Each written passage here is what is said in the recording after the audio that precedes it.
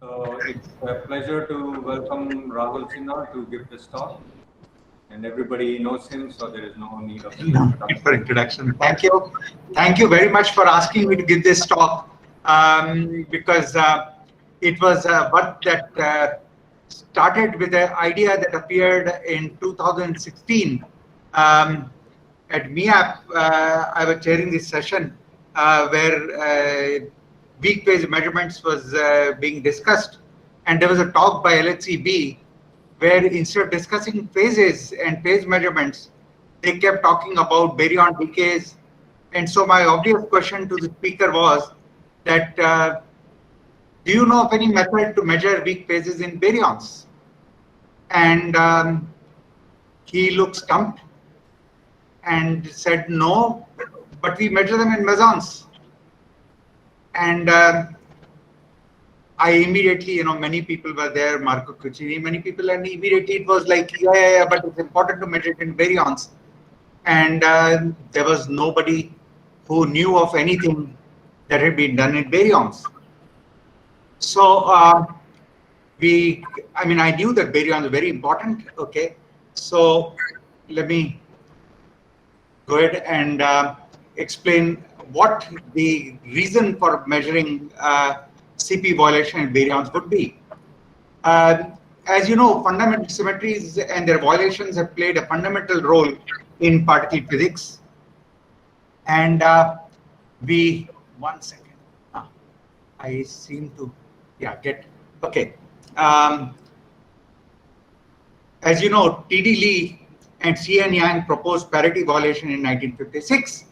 And immediately the next year, my guru, Susumu Ukubo, proposed a method for testing CP violation in sigma plus meson, sigma plus baryon decays by comparing the rate with sigma plus bar. And in fact, this was a work done during his PhD, and this is cited in his Sakurai Prize thing, where it was the asymmetry. So Pauli had a very interesting quote in a letter to Heisenberg in 1933, where he had already thought of this. He said, I would like to have an asymmetry between positive and negative Alexity in the laws of nature. It does not satisfy me to shift empirically established asymmetry to one of the initial conditions. This remarkable quote by Pauli shows that he felt that matter-antimatter asymmetry in the equations, the asymmetry we now call CP violation, is preferable to an initial condition for our understanding of matter-antimatter in the universe. So we knew that this was the important thing. Now, just a minute, I'm going to have to, this problem is there. Yeah. In 1967, Sakharov took Pauli's statement further when he summarized the three conditions required for such an imbalance to arise. And he said baryon number changing processes must exist, CP violation and C violation must exist, and a non-equilibrium situation should also exist. In fact, it's interesting that Sakharov cites Kubo in a poem. This is a copy of a preprint that he circulated to somebody, where he has written a poem in Russian, which translated says, from the effect of Susumu Kubo, at high temperature, a fur coat is tailored for the universe. And this was very surprising that, obviously Sakharov or Ukubo were not aware of the ideas that Pauli had already got. And obviously the paper of Ukubo must have played a role because Sakharov must have been thinking of these ideas for several years. Because by then, when Sakharov paper came out in 1967, CP violation had been established, and he didn't actually refer to the experimental work, but refer to Kubo. Now, a measure of the presence of matter over antimatter is given by this quantity eta, which is telling you that there is an observed preference of baryon over antibaryon. And this number, of course, this number is not going to play any role in our talk today. And this tiny number is what is really to be explained, and we find that we are far from explaining it. Okay. In 1964, as I had mentioned just, that Pitt and Cronin discovered CP violation in neutral K mesons. And by 1973, so in fact, 1973, Kobayashi and Masakaba proposed that CP violation, an inherent prediction of the standard model if there are at least 6 types of quarks. And in fact, Pitt and Cronin in their, oops, 1 minute, I have to remember what happens. I'm not able to go. The links don't seem to be working. Oh, 1 minute. I have to. No. They were working on the talk in the presentation mode. They don't seem to. Oh, 1 minute. I'll just get rid of the pointer. That's it. Yeah, then they will work. So, in 1980 Nobel Prize lectures, Cronin actually says that this tiny effect is telling us. This effect is telling us at a tiny level that there is a fundamental asymmetry between matter and antimatter. We know that improvements in detector technology and quality of accelerators will permit even more sensitive experiments in coming decades. We are hopeful that at some epoch, perhaps distant, this cryptic message from nature will be deciphered. And this was a very important thing because soon the theoretical developments by Kobayashi and Masakaba incorporated CP violation within standard model. I'll briefly discuss this thing. See, CP violation arises in standard model due to a complex phase. Since we'll be discussing measurement of the phase, I thought it appropriate to have a few slides on that. Single slide actually. CP violation arises in standard model due to complex phase in the unitary Kobayashi-Masakaba matrix, which relates the weak eigenstates to the mass eigenstates.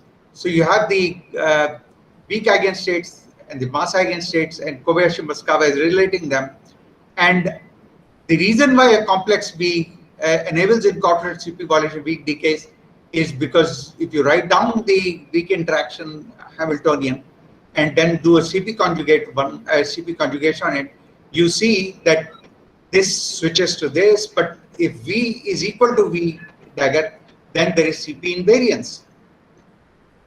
And what Kobayashi-Masakaba realized that you must have a minimum of 3 generations for V to be complex, and it is easy to see that from the number of parameters in a 3-generation thing and the number of conditions that come from normalization, orthonormality, phases of quarks and angles of this thing, that one complex phase will survive in this 3x3 matrix.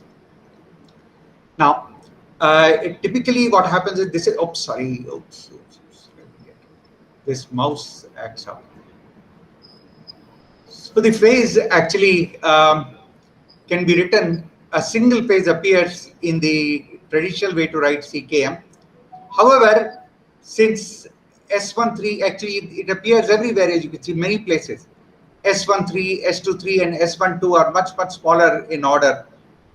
And S13 is much smaller than S23, is much smaller than S12, is much smaller than 1. So what happens is this becomes a simple matrix. These things don't contribute here, and phases appear only in these 2 sides. And these 2 phases are what are defined in the Wolfenstein parameterization. I don't want to get into details of that, but we'll call this phase gamma, e to the minus I gamma, and this is e to the minus I beta. And so wherever there is a BUB and BTD, these phases will appear. Okay. So let me get back where we were. Then the next major development took place in 1980-81 when Carter Sanda and Biggie Sanda. Carter is this the DOE secretary, defense secretary under Obama. He quit physics and went to CIA and then to politics.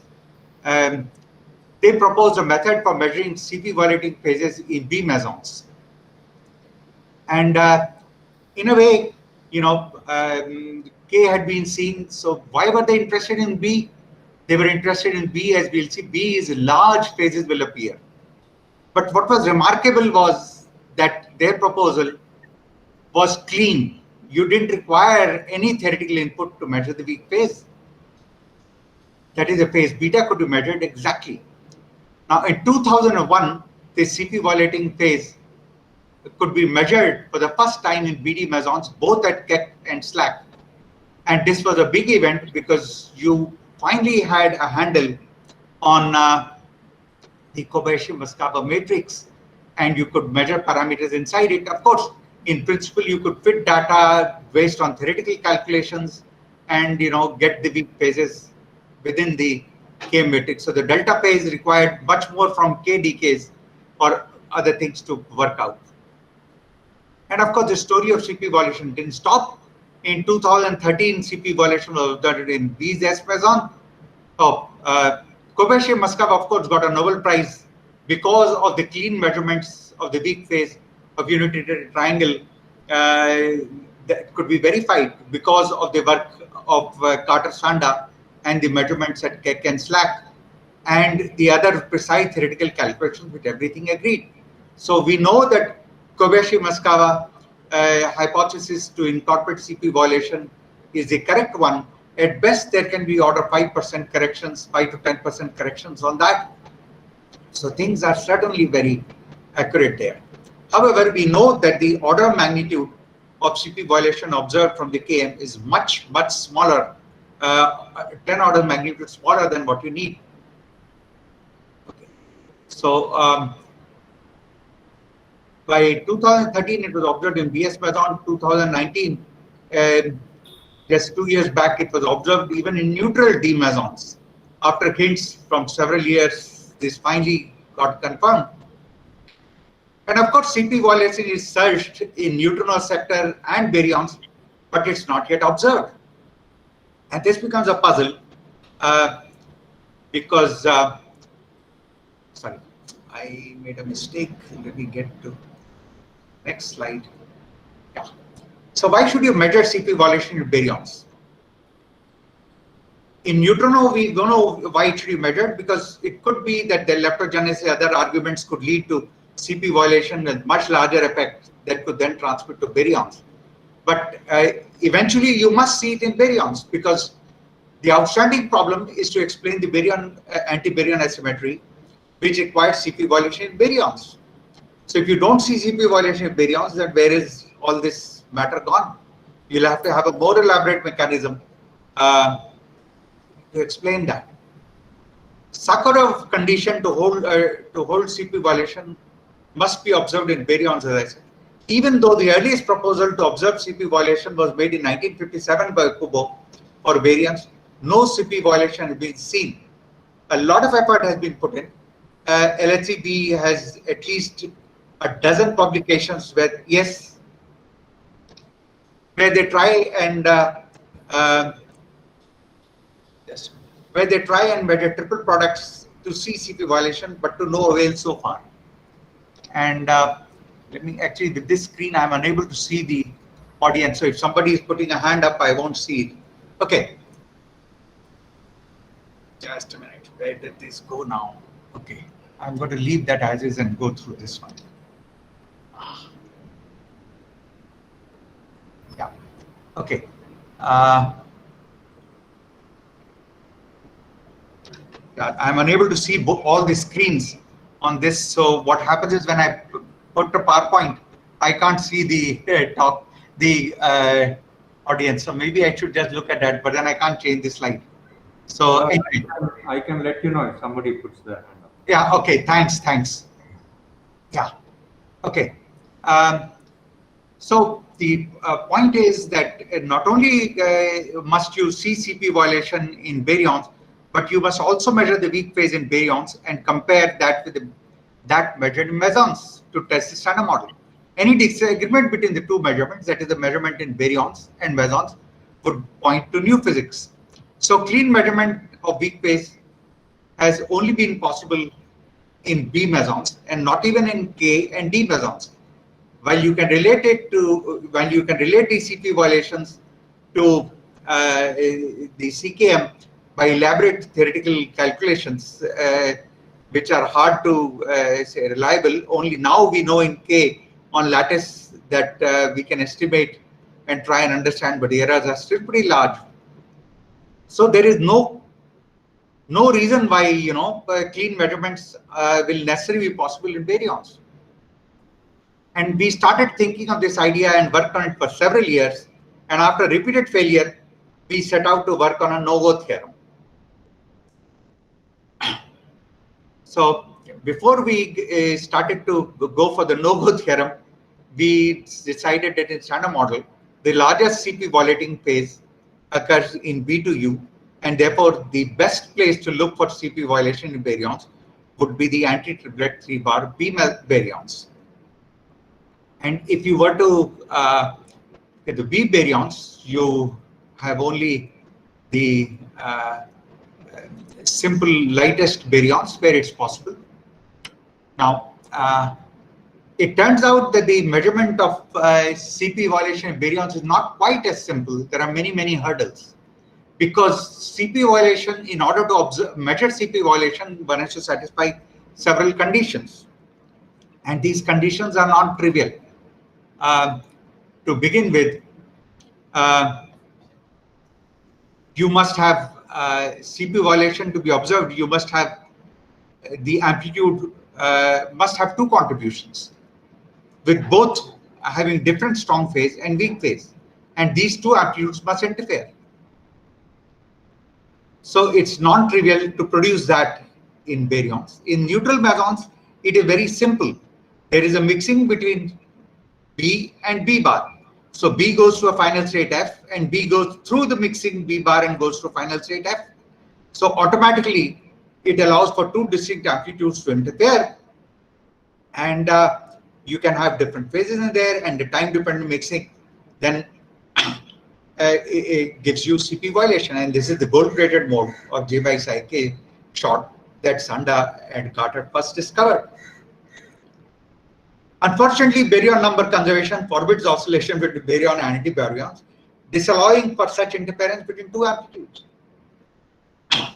So you are left with little hope of going with trying to find modes where both baryon and anti-baryon will produce the same final state. Now, another important condition is that at least one decay amplitude be reparameterized invariant such that CP violating phase that has to be measured can be uniquely defined. If you can't define the phase, you can't measure it. Okay. Now,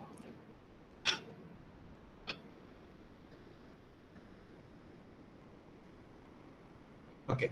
Now, what is this reparameterization invariance? It's very simple, a very, very simple argument, but it's missed by many people. So I thought I'd cover this very simple geometric argument. Let us say that we have a complex number Z1 and Z1 bar, and the argument between Z1 Z1 bar, which in the case of mesons you get through time-dependent mixing. And the amplitudes are such that Z1 is equal to, I don't know whether you can see my cursor there. Yeah, you can. Z1 is A1 plus B1 e to the power I5, where phi is a weak phase, and Z1 bar is just the conjugate mode, amplitude of the conjugate mode with the weak phase sign reversed. Now the strong phases don't reverse sign because this comes from the Lagrangian, where these are fundamental in it, and they switch sign.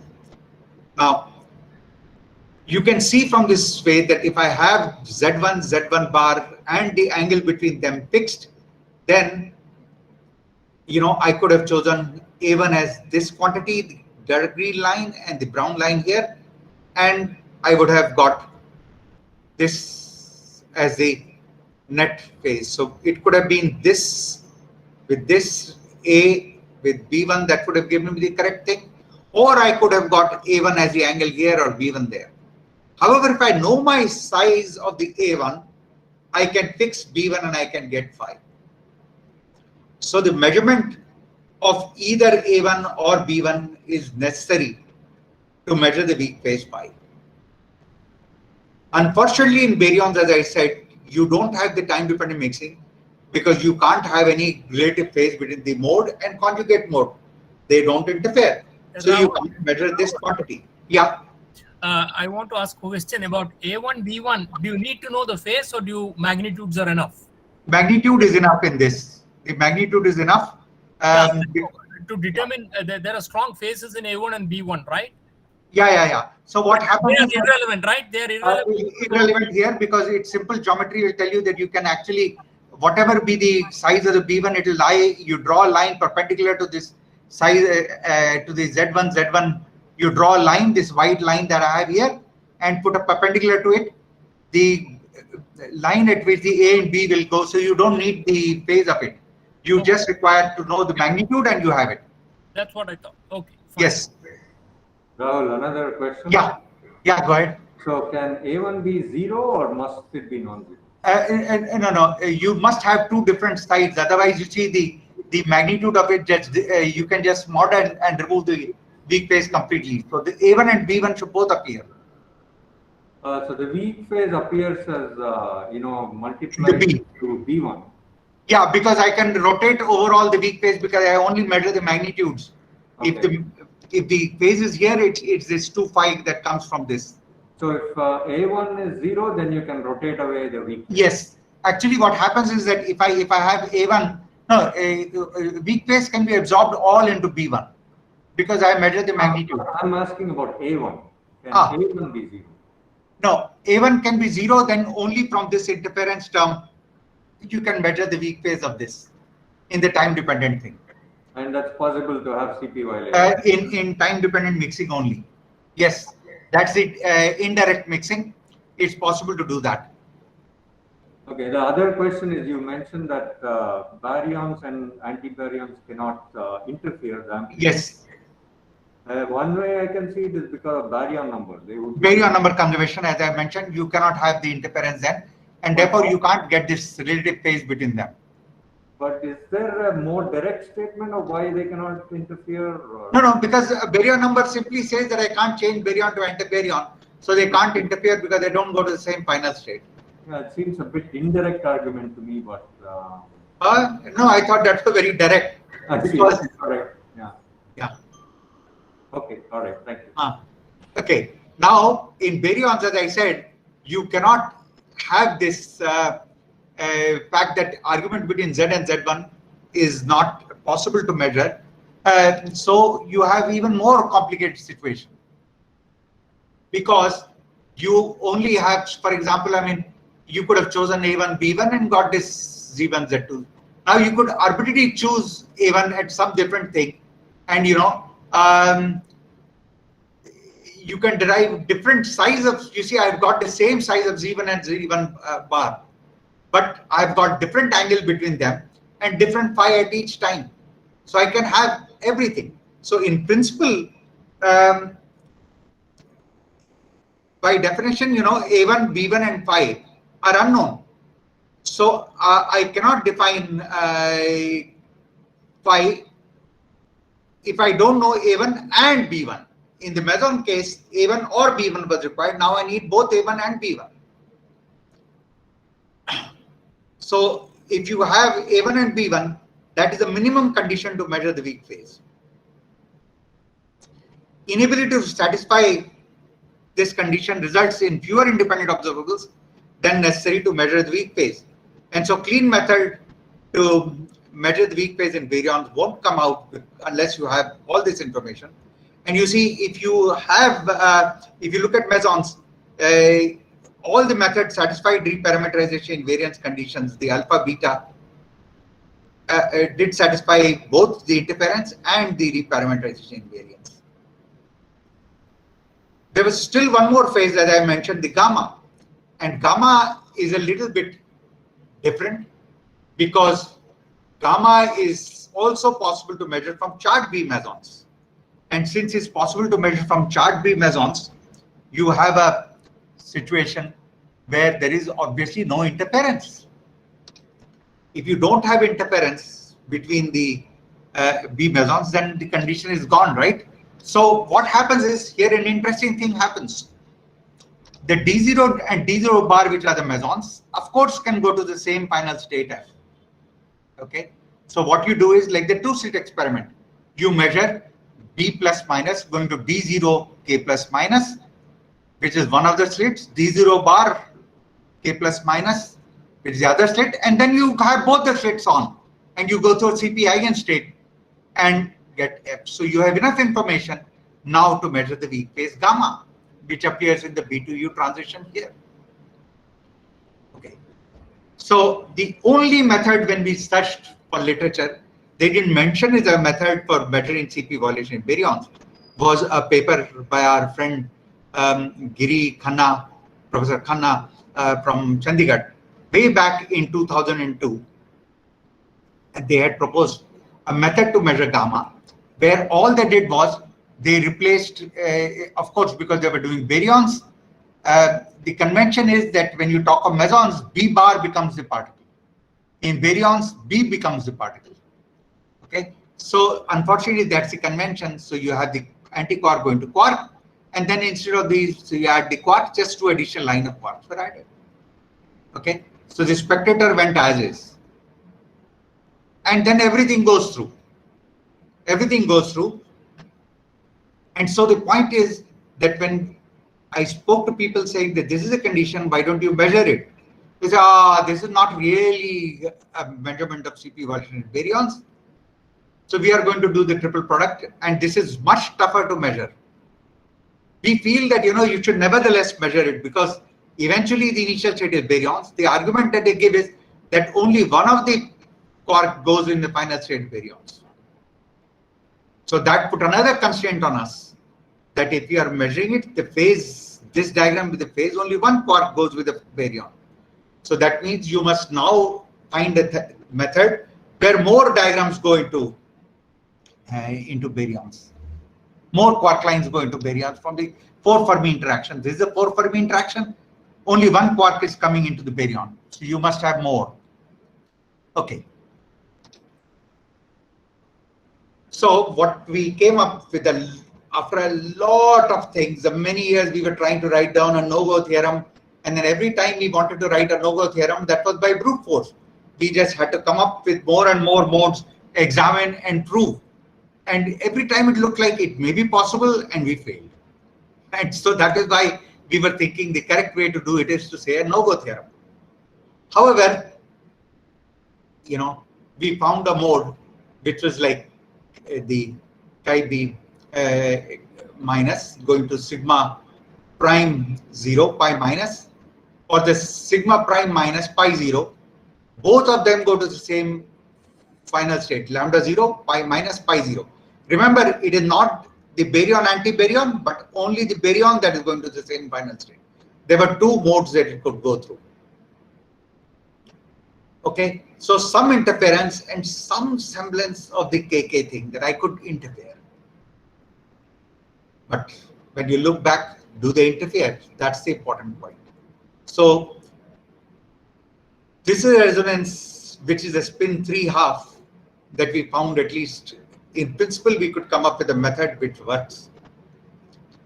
Okay, so what happens is we look at the sigma prime 0 going to lambda 0 pi 0, which is the dominant mode, and sigma prime minus goes to lambda 0 pi 0, and you have the identical final state. And to look at this decay, the ideal way to do it is to have to look at it in the so-called Jackson-Gottfried frame, where you have the chi B going to a lambda and two pions. And the procedure is that you have the U matrix element, which is the two different processes actually with two different propagators coming in. And so you have this sigma going to pi 0 and a sigma minus from here. And then sigma minus goes to lambda 0 pi minus, this process and this. And if you look back, they have two different processes. The B to D penguin, which is the e to the power minus I beta, and the color suppressed tree kind of diagram, where you have e to the minus I gamma in this process. Now, the interesting thing is here, the baryon, initial baryon and final baryon subsume all this vertex. So the 4-quark vertex is inside the baryons entirely. Okay. Here what happens is that out of the 4-quark, one of them goes into the meson, but everything else is inside the baryons. That is, 3 of these are inside the initial and final state baryons. So that is interesting. That at least violated this. However, when we look back, we found that, when you study 3 bodies, they are best studied. Yeah. Can I interrupt 1 second? Sure. So the previous transparency. Yeah.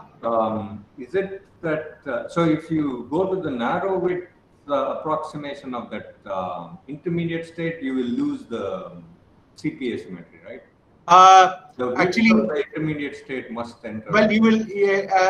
I will show you the detail. I will show you the detail because it still doesn't happen even in a realistic way, thing. As I will show you on this transparency, there is hardly any interference. Okay, so even if you were to keep the finite width or remove it, if you remove the width, you don't. One measurement is short. I'll go through the algebra and you will see the interesting aspects that appear for this. Okay. So what happens is that when you study 3-body decays, they are best studied in terms of Mandelstam variables, SDU, with the graphical representation on the Dalitz plot.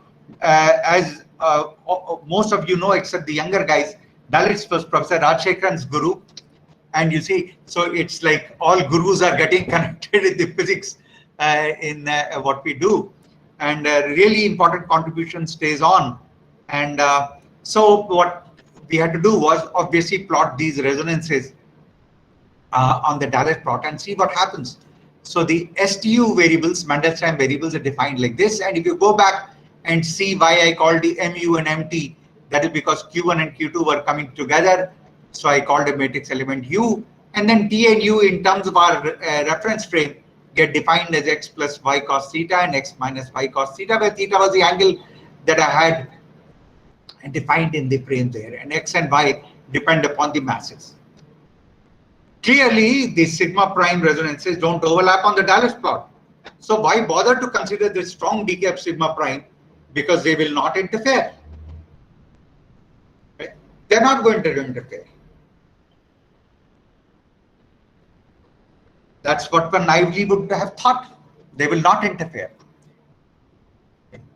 For simplicity, of course, we drop this chi prime because everywhere in the reading of the manuscript, as well as here, it's very difficult to keep track of it. However, there is an implicit interference, and that arises simply because of Bose symmetry. And when I look at the final state, I have the pi minus pi naught. And the pi minus pi naught are, of course, different bosons, pi minus and pi naught. But when you consider isospin symmetry, then pi minus and pi naught are identical bosons.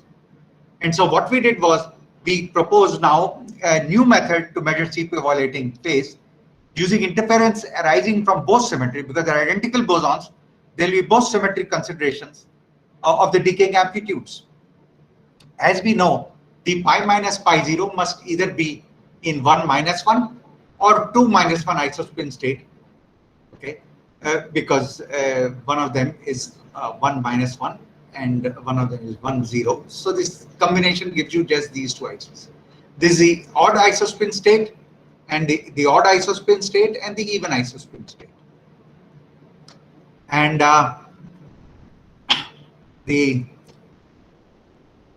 as I mentioned, the two bosons are identical. So the total wave function has to be symmetric. So the state that is odd under isospin must be antisymmetric under spatial exchange, because they're identical bosons, so they must have a symmetric wave function. Sorry, Rahul. Yeah.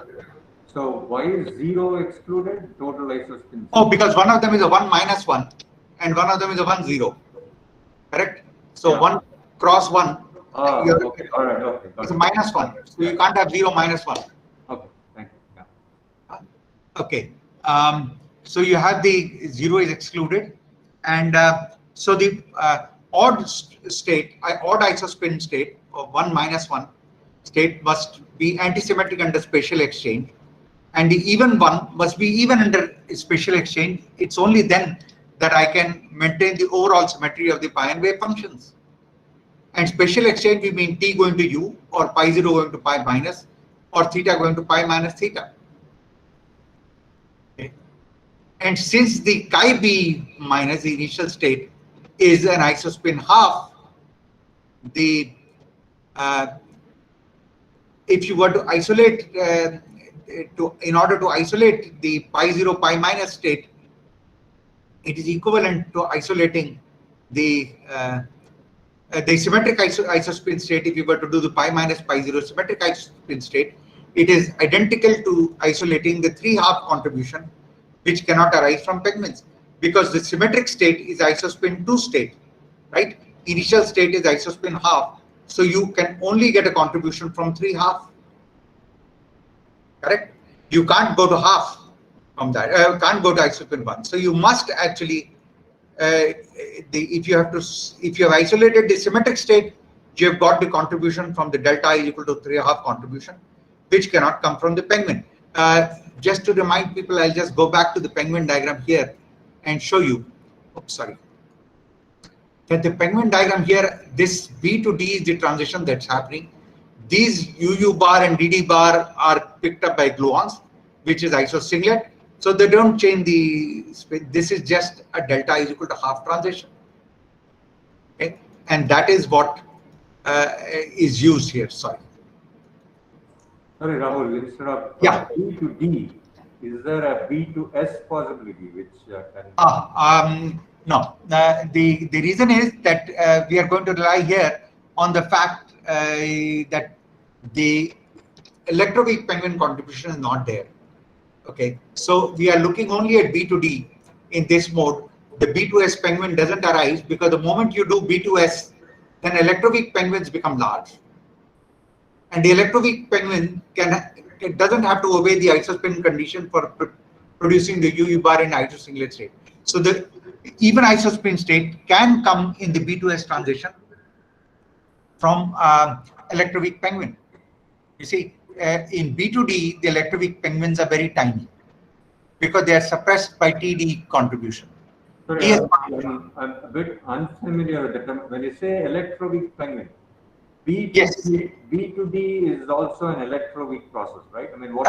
Yeah. B to D, you can exchange a gluon from here, or you can exchange electroweak contribution. So if you exchange gluon, then the UD bar are in isosinglet. Sorry, I cannot see your cursor if you are pointing. Oh, sorry. This, I should not put it on that screen. That's the problem. I put two screens thinking that I'll have one for the PowerPoint and one for the Google Talk. And it turns out that this funny thing puts it on the other screen.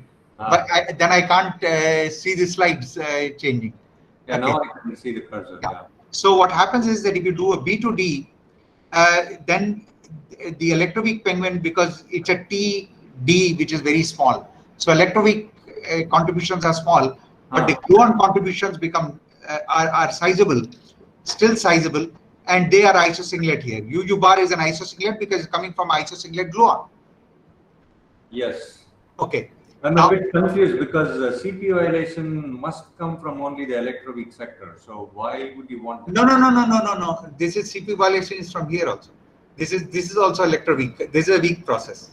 Right. W. Yeah. Right. Yeah. Even a gluonic Pegman has a CP violating phase here. Oh, I cannot see the cursor again. Sorry. Yeah. Here, a B to D phase that I put is a beta. Yeah. If I had exchanged a gluon, it's a gluonic Pegman. If I had exchanged a Z or a photon, it's an electroweak Pegman. Got it. Okay, I see. Okay. If I change a photon, then obviously the isospin of this can be 1. And so I can go to 3/2. Right? And so by even isospin, even if I were to separate it by doing analysis of the Dulles plot, I will have no guarantee that I have got a phase that is free from pigment. So now what happens is that this diagram can go to half or 3/2. This can go only to half. Delta is equal to half. This is delta is equal to half or 3/2. Sorry, this C can be delta is equal to half or 3/2. This is only half. Okay. So what I have done is by doing this, I would have separated out this particular weak phase. And if you had B to S, what goes wrong? What was wrong was that then this is no longer an isosinglet. So this diagram could also get a contribution from 3/2. Okay. And that means that you cannot have CP violation. No. You will still have CP violation, but it will not be clean. You see, I need to have yes. There will be pollution from electroweak pigment in my measurement. I will still see CP violation. The violation. claim was that there will be no CP violation. That's not. No. Okay. No. In fact, you will have larger CP violation, right? You will have larger thing, but it will be polluted. And it turns out that when you go to the identical mode, so you'll have to find something else because the when I do a B2S, the corresponding modes change, and they have to decay. I mean, it's a bit more than just. Right. Yeah. Okay. Thank you. Yeah. So the only mode we could come up so far was this. So what turns out is that Bose symmetry consideration, therefore, since I showed you that the state even under isospin has to be even under special exchange, and the state odd under isospin has to be odd under special exchange, and therefore Bose symmetry consideration require that the two decay not be considered in isolation but together in terms of even and odd contributions to isolate isospin contributions. So you have to consider them together. In fact, if you write the matrix element with just one, you won't get the correct thing. So a little bit of detail, it will not take long. How much time do I have? Just a minute. Yeah, I have run through quite a bit. So I write my matrix. Rahul, Murthy says he has a question. Pardon? Murthy says he has a question. Yeah, go ahead. Rahul, before you go into details, this is about the Bose symmetry. Yes. See, one of the things, for example, this is a symmetry which is standard in nuclear physics. Yes. When you construct all the nuclei, yes, you use this, there it is, fermionic symmetry between neutrons and protons, treated as identical particles. However, that is only true with respect to strong interaction, where isospin is an exact symmetry. Yes. Okay. So therefore, even in nuclear physics, people have wondered whether they should consider, for example, when you consider the bound states, by populating the single particle states, whether you should have proton and neutron single particle states separately. See, now you are considering single particle states of nucleon and then populating with neutrons and protons using lepton symmetry, fermion symmetry. Yes. Right? And therefore, does it bother you here if that it's not an exact symmetry? No, because the point is that as far as isospin is concerned, it's exact symmetry between that. Now, the point is we are taking the decay, the 2 pion. The decay is not, for the decay it's not an exact symmetry, right? Pardon? For the decay it's not exact symmetry. No. But you see, the first particle only produces 1 pion. The second decay produces the other pion. So it's it's not a full weak decay producing the whole thing. Okay. It's always like that. So you are saying that it is in the end independent of the production process. It's like a 2 pion state. Independent of the production, yes. The 2 pion states that are produced. States, therefore, Bose symmetry should be obeyed. Yes. Okay. Bose symmetry has to be obeyed there. And that is very interesting that, you produce it, you use that because it has to be done. And so what we do is we look at the decay. Just to summarize, the difference between the nuclear case where you think of single particle states separately and here is that once they are produced, they are there and you can forget about the process that produced them. Whereas in the case of nuclei, Yeah. it has to remain in a bound state. Bound state. And therefore, that is there for all times. All times. So therefore, it makes a difference in nuclear physics, but not for you. Not for me. So you have to have Bose symmetry. Yes. Okay. Bose symmetry must be satisfied in this. And the 2 pions are, we know that it holds fairly well. Isospin holds fairly well. So that is, any violation on the Dalish plot or any pollution that comes is from isospin violation. But unfortunately, even in mesons, for example, we have to rely on isospin to measure some of these weak phases and test CKM. Okay. So since this is can I ask one more? Sure. Sorry, basic question. So, although you say from isospin point of view they are identical. Yes. From electromagnetic thing, they have different charge. So yes. It gives me a little bit of, I'm a bit unsure. What does that imply? No. That's why I'm not considering electroweak penguin. Okay. As long as you're not sensitive and you're observable to anything involving charge, you treat them as identical bosons. Or it turns out accidentally that it doesn't matter.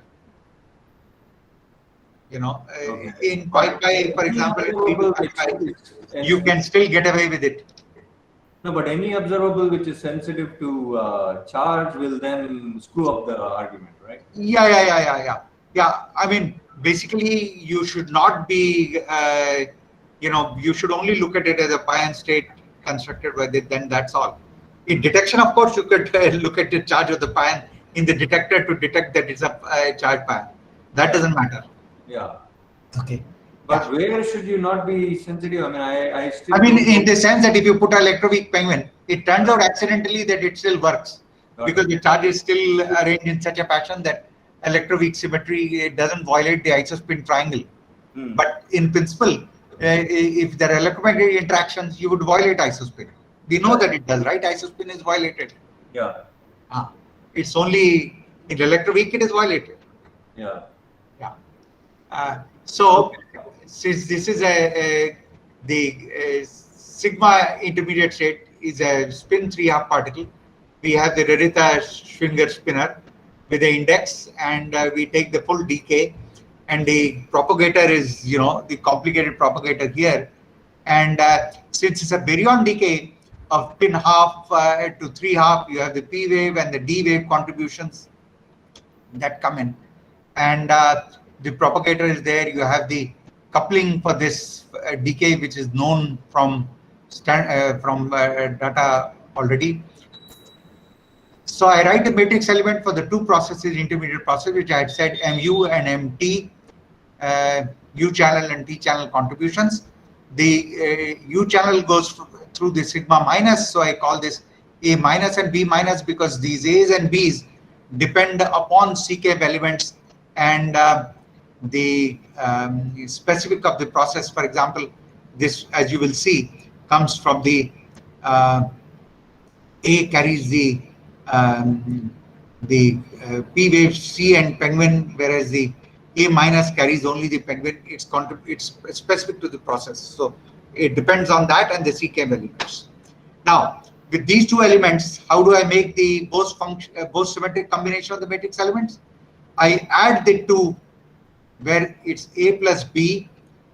I make it the sum of the 2 propagators, that is this plus this, and where it's an odd combination, I make its difference. So the odd and even combinations are the combinations with the A minus and so A minus and A0 are the A minus plus A0 is the A even, and the A odd is the difference. So this is how I define them. So this is the combination which is the sum in terms of diagram, the sum in terms of propagator. So this is where the TU exchange is taking place, and this is where the rest of the diagrams. So this is a totally symmetric wave function where I have taken into account the TU antisymmetry is accounted for by the diagram exchange, the special exchange, and this is how you write the full thing. Now, in order to solve it and make it simple, so the next task will be to show you that you can solve these things. Very simple algebra, not going to take much time. This is the only technical thing. So now, if you plot these things, I work it out. So I have done this matrix element mod square and chosen the masses and things from data book, and then chosen the set of values for P by C and delta and alpha. Delta is a relative phase between the P and the C. And for the mode and conjugate mode, I draw the different contributions. And of course, the resonances show up. They don't interfere. But you see, in spite of not interfering directly, there is an implicit thing that is happening. You see, as I said, this resonance, the sigma minus and sigma plus bar are pure penguins. Okay, they are pure penguins. I showed it in the talk here. That these are pure penguins. The minus resonances are pure penguin, and so if they are pure penguin here, then you see this and this should have been identical. Mode and conjugate mode, it's the same rate. They should have been identical, but they don't look identical.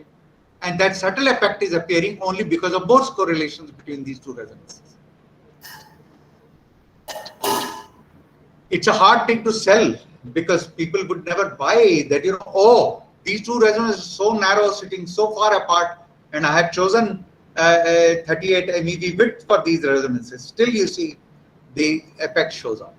There is a CP violating effect also.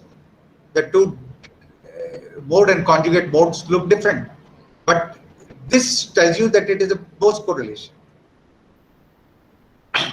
Okay, so this Bose correlation plays a fundamental role in our new approach to measure CP violation.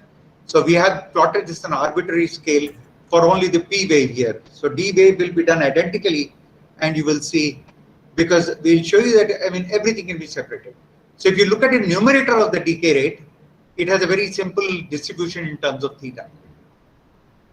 Okay, so power 8 comes in, 0, 1, 2, 3, 4, and 0, 1, 2, 3. So there are actually 9 powers that you can get from here up to cos 8 theta. Okay, and there are just 8 of the coefficients that you want to get. You want to get AE mod square, AO mod square, BE mod square, BO mod square, and these interferences. Okay. So you require a minimum of 8 bins, 8 quantities, and you can actually solve for all of these. So all you go ahead and do is you have 8 bins on this. So what the detail of the experiment we are not going to give, because what I would suggest is that you actually flip this along the 90 degrees axis, combine the two, that becomes the sum of it, which is the symmetric part, and the anti-symmetric part is the difference. And then you can fit 4 bins in each and get these quantities, because as you see, the even part gives you these mod squares and the odd part gives you these interference terms that come from here. The D coefficients are these interference terms. So in principle, they can be extracted simply from 4 bins on the even and odd distributions. Okay, and once you obtain these for the mode and conjugate mode, it is simple to solve. It is just, simple asymmetry R3 by R6, which is actually equal to the direct CP asymmetry in the odd mode divided by the imaginary part, difference between the imaginary part. For simplicity, we wrote it as this. So you can just get this weak phase directly. It's a clean measurement. Now, let me conclude first and then go ahead with discussions. We found it not easy to measure CP violation in baryons, which requires interference and reparameterization conditions to be satisfied. We went through many modes. It turns out that lambda B modes just can't do it, because every time you have an exchange diagram and a penguin, and they get clubbed together, and reparameterization invariant won't let you separate them. Okay, so even if you can use both symmetry, you can't do it. Same is the case with the chi-B0.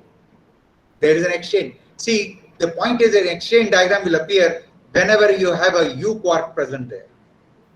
And so you must go for a state where there is no, because B and U can exchange the W. And the moment you do that, Penguin can also come the same way, and you will end up getting the both. So we end up only using chi-b minus. Okay. Now, why are we doing the decouplets? We are doing the decouplets essentially because the octet baryons are lighter, and then you must have enough energy to produce a pion, enough phase space in this simple mode. For example, the direct analog for this sigma of the octet doesn't go to a lambda pi, it goes to a lambda gamma. So you can't do it. So it's really not simple to do it. We struggled with modes. Actually, all this time, I knew all these essential conditions. We knew Bose correlations because we had used it. Of course, others have still not found interest in it, and they are now finding it. When it says CP violation, they say, now it's important. Okay. So what we have demonstrated is that Bose correlations arise from two intermediate states contributing to the same final state. Okay. Because the final state has two identical bosons, and therefore they must have Bose correlations between them. Similar correlations arise in the antiparticle, and the weak phase is measured by using the even and odd contribution to the amplitudes under pion exchange, and comparing the conjugate mode correlation plots, comparing the mode and conjugate mode correlation plots. So far, we have only figured this one mode. We have looked through several things. We haven't found anything else. Multi-body modes, further modes, other things are still an open chapter, whether one can do that. Thank you. Any questions?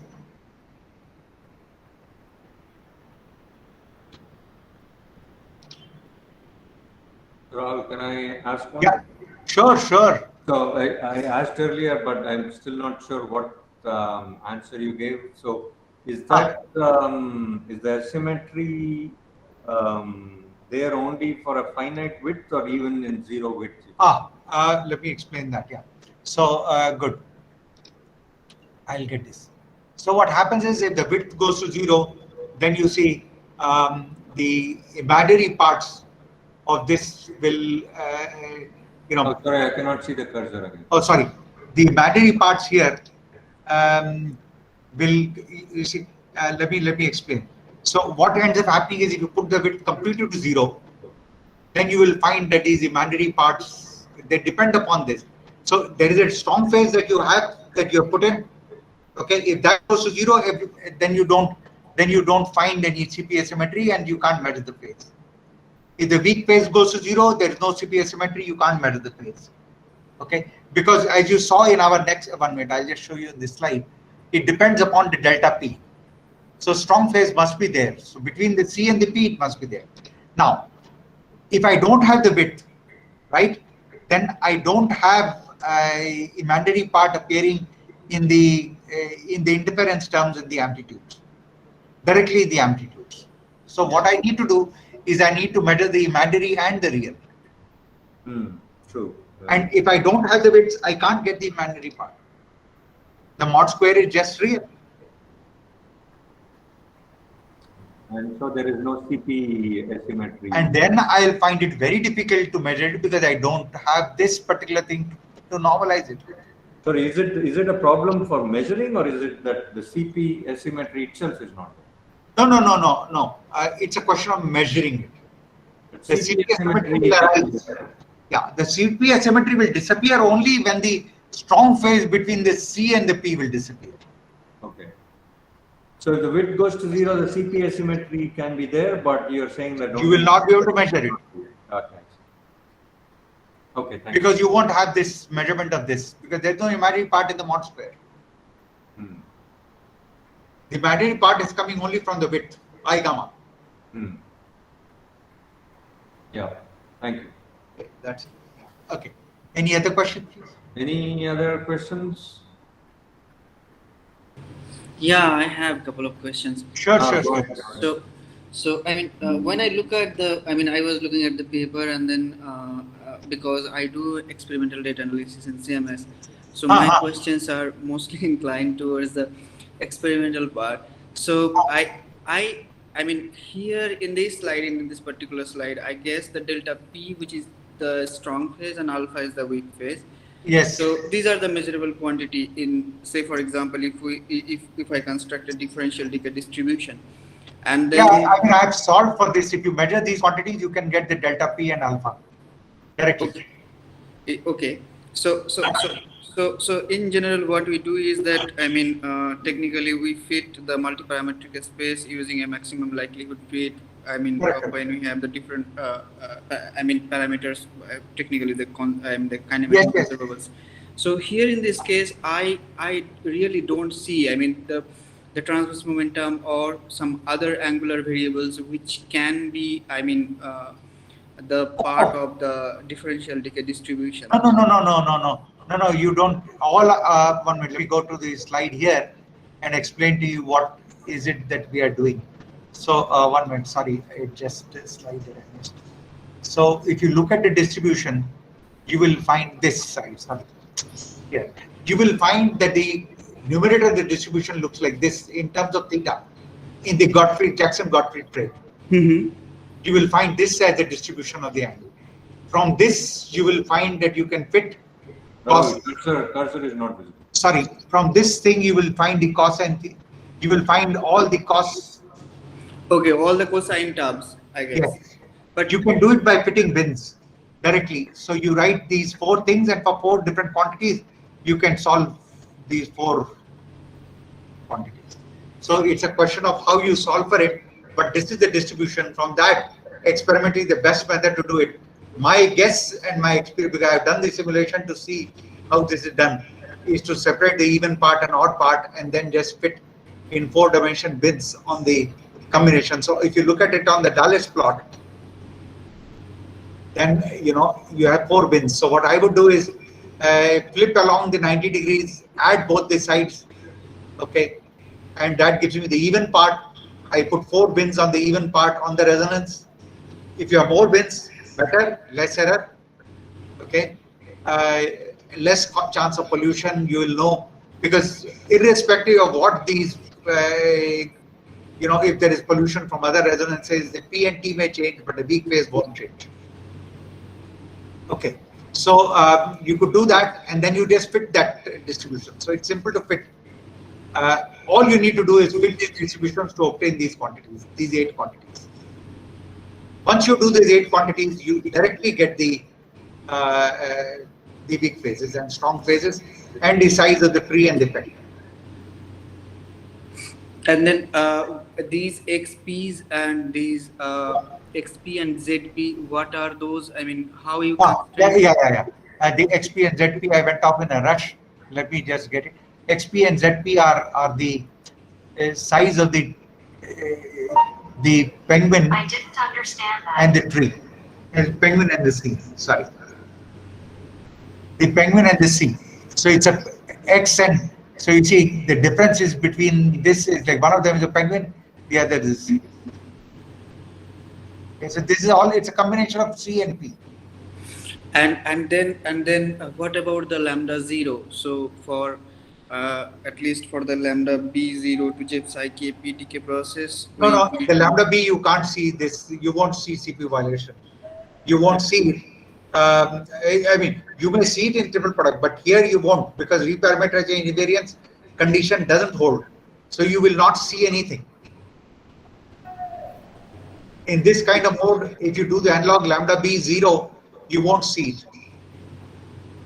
No. You're talking of this lambda?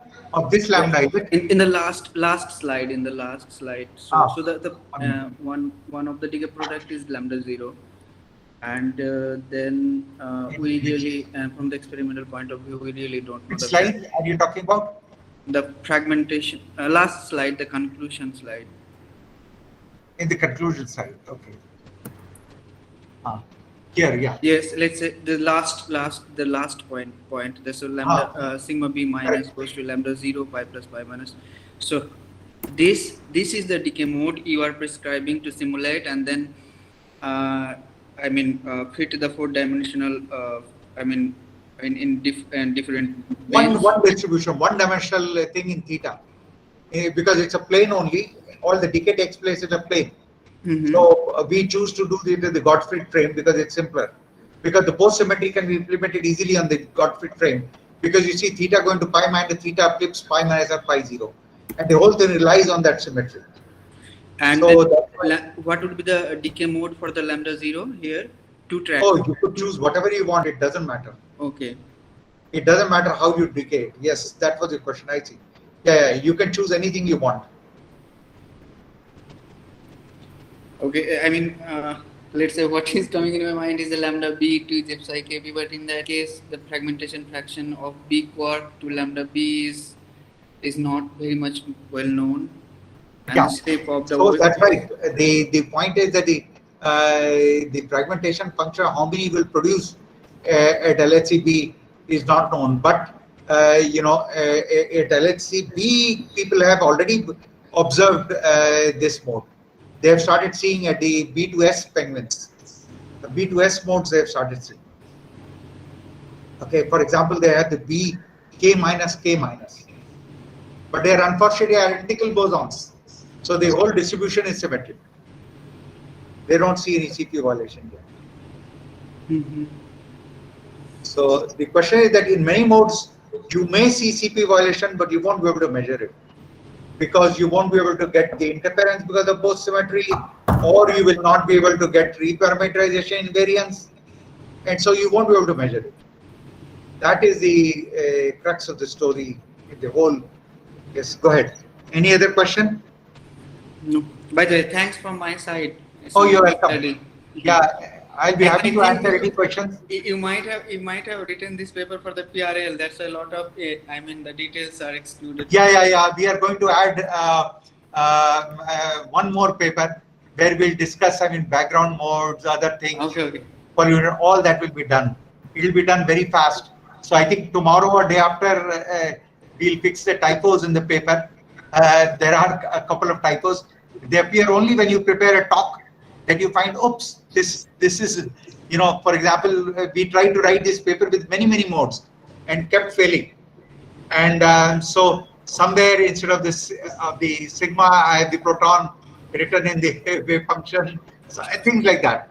Some signs missing, things missing, things like that. So tomorrow we'll put out tomorrow or day after.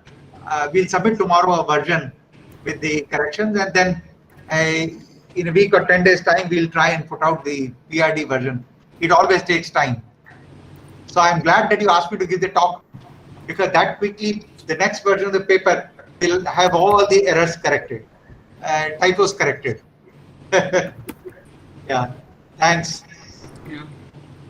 Any other questions? Please, yeah, go ahead. Mani, anything?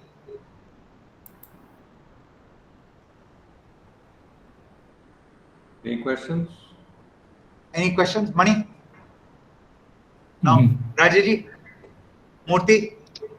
No, I have already asked, and Oh, thank you. I have to think about it, but what you say is Correct. Yeah. Yeah, there's a lot of stuff to digest actually. Yeah. Right. So Rahul, just, if you don't mind repeating, so the reparameterization invariance is what exactly is that? It requires that you be able to define the weak phase, and you need to define the weak phase, you need to measure the sides. If you don't know the sides, you can't tell me what the phase is. So it's a reparameterization of phi, is it the weak phase? No. What it means is that actually this is a term coined, basically that, the amplitude could be reparameterized, where I could just change the weak phase. As you see, God, the phone is, when I said, oh my God, this just, I'll just get to this. So you see, what happens is I could have put this as my weak phase. Sorry, I could have chosen phi or phi prime as my weak phase, and I would still find the same observables. And they differ by what? Phi and phi prime differ? They are not related. They depend upon what my choice of A1 and B1 are. If I don't know my A1 and B1, because I don't know, either I need to have a very good theoretical estimate of A1 and B1, Okay, Right. it could have been anything, A1 B1 or A1 prime B1 prime. But in reality, you have Z1 is a fixed. Z1 and Z1 prime are measured. You can measure the size of the mode. Right. So, whereas A1 and B1 are not known. Are not known. They are the internal topologies.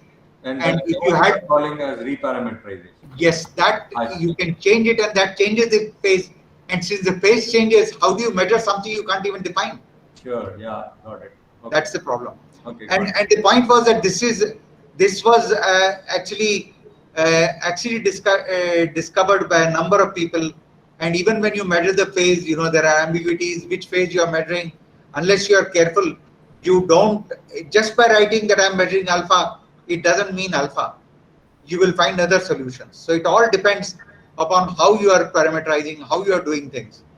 And so first this problem was realized by Helen Quinn, but not written up. She made a mistake in a paper, and she never corrected in the paper. Then we found that it doesn't work. Then we wrote to her, and then she wrote back saying, Mea culpa, yes, we figured out in a Babar internal meeting that there is a problem, and that this is what we would say reparameterization invariance. We have found explicitly, we have worked out all the modes and found it. So, but A1 and B1 correspond to definite topologies like the P and the C and things. So, if you are able to compute them, then you can actually know. If you can compute them and do it reliably, then you can do everything. So, in reality, it is a fixed quantity. It's just that we don't know what it is. You don't know the amplitude, the topological amplitudes, and that's why you can't do anything. Okay. So the whole weak decays depend upon these amplitudes that cannot be calculated, unfortunately, because they depend upon hadronic corrections. Even when we go to really weak decays, right, like B to K star LL, they're really clean, as you would say, absolutely clean. There is still long distance contributions coming from, the charm loop. There are other QCD corrections that come in. They are small, yes, but they are there. Only B to K star nu bar is clean because there are no such contributions.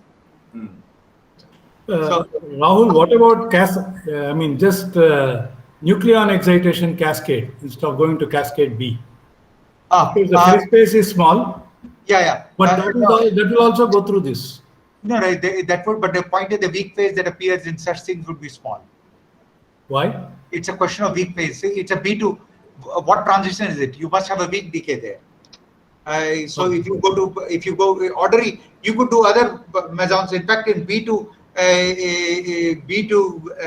U transition, the phases are large. In B to D, they are large. In other things, the weak phases are very tiny. Okay. So you won't be able to measure it unless you produce large number. In fact, that's why you haven't seen CP violation so far. And the purpose of doing the LHCb was that they'll produce baryons and see CP violation. So for many years, they have tried to see triple product. They even had a Nature Physics publication that got published, came even in news. But then, sorry, they themselves sort of undermined it by realizing that they didn't put a sine curve for the triple product. That would still not be measuring the size, but that problem is there. Okay. Thanks. Any other question? Because the giving the talk got it correct. Small corrections, I had so many corrections. I had forgotten the phase of alpha with the P in the text, the typos. But okay, so if there are no other questions, shall I first stop the recording? It's like. Yeah. Okay. Thank you, everyone.